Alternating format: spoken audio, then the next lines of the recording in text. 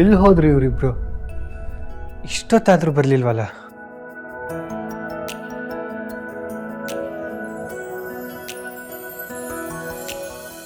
ಏನು ನೀವಿಬ್ರು ಇತ್ತೀಚೆಗೆ ಜೋಡಿ ಹಕ್ಕಿಗಳ ಥರ ಓಡಾಡ್ತಾ ಇದ್ದೀರಾ? ಅತ್ತೆ, ನೀವಂತೂ ಇತ್ತೀಚೆಗೆ ತುಂಬಾನೇ ಬದಲಾಗಿದ್ದೀರಾ.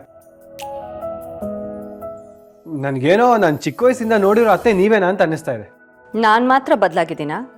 ನೀನು ಬದಲಾಗಿಲ್ವಾ? ಇಲ್ಲಪ್ಪ, ನಾನು ಬದಲಾಗಿಲ್ಲ.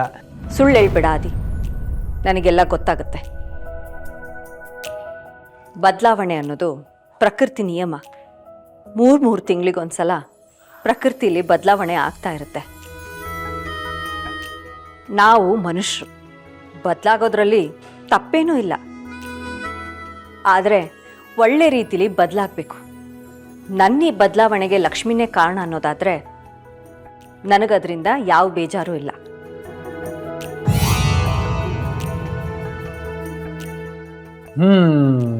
ಗೊತ್ತಾಯ್ತು ಬಿಡಿ. ಆದರೂ ಈ ಬದಲಾವಣೆನ ನಾನು ಮನಪೂರ್ವಕವಾಗಿ ಸ್ವಾಗತಿಸ್ತೀನಿ. ಏನೋ ನೀವು ಖುಷಿಯಾಗಿದ್ರೆ ಸಾಕು.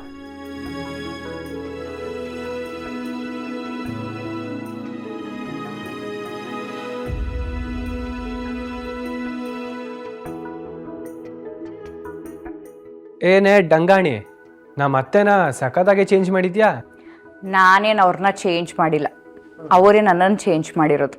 ಈ ಡೌಗಳಿಗೆಲ್ಲ ಏನು ಕಮ್ಮಿ ಇಲ್ಲ. ಅದು ಸರಿ, ನೀವಿಬ್ರು ಎಲ್ಲಿಂದ ಬರ್ತಾ ಇದ್ದೀರಾ? ಅಯ್ಯೋ, ನಮಗ್ 1000 ಕೆಲಸ ಇರುತ್ತೆ, ಅದೆಲ್ಲ ನಿನಗೆ ಯಾಕೆ? 2 ಖಾಲಿ ಮನ್ಸುಗಳು ಭರವಸೆ ತುಂಬ್ಕೊಳಕ್ ಹೋಗಿದ್ವು ಅಂತ ಅನ್ಕೋ.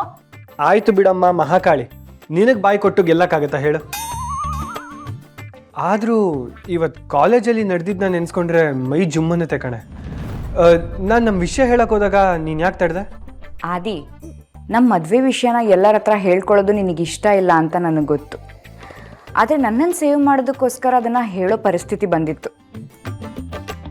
ಇಂಥ ವಿಷಯನ ಹೇಳ್ಕೋಬೇಕು ಅಂತ ನಿನ್ನ ಮನಸ್ಸಿಗೆ ಅನಿಸ್ಬೇಕು. ಈಗಲೂ ನಿನಗೆ ಅದನ್ನು ಹೇಳ್ಕೋಬೇಕು ಅಂತ ಅನ್ನಿಸ್ತಿಲ್ಲ ಅಂತ ನನಗೂ ಗೊತ್ತು. ಅದಕ್ಕೆ ನಾನು ತಡೆದೆ. ಅದಕ್ಕೆ ಅಲ್ವಾ ನೀನು ನನಗೆ ಹೆಂಡತಿಗಿಂತ ಒಳ್ಳೆ ಫ್ರೆಂಡು.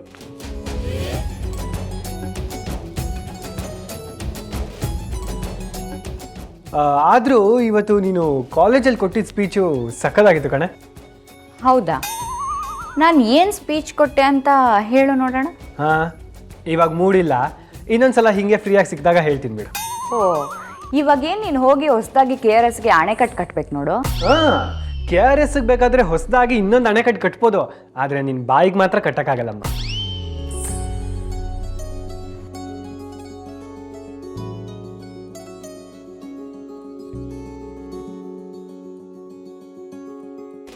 ಇತ್ತೀಚೆಗೆ ನೀನು ತುಂಬ ಖುಷಿಯಾಗಿದೆಯಾ ಅನ್ನಿಸ್ತಿದೆ ಆದಿ. ಈ ನಿನ್ನ ನಗುವಿಗೆ ಮಗು ಮನಸ್ಸಿರೋ ಲಕ್ಷ್ಮಿನೇ ಕಾರಣ ಅಂತ ನನಗೆ ಗೊತ್ತು. ಮೊದಲೆಲ್ಲ ಲಕ್ಷ್ಮಿ ನಿನಗೆ ಸೆಟ್ ಆಗಲ್ಲ ಅಂತ ಅನ್ನಿಸ್ತಿತ್ತು. ಈಗ ಆ ಮಾತು ಸುಳ್ಳು ಅಂತ ಗೊತ್ತಾಗ್ತಿದೆ. ನೀವಿಬ್ಬರು ಹೀಗೆ ಇದ್ದರೆ ಸಾಕು.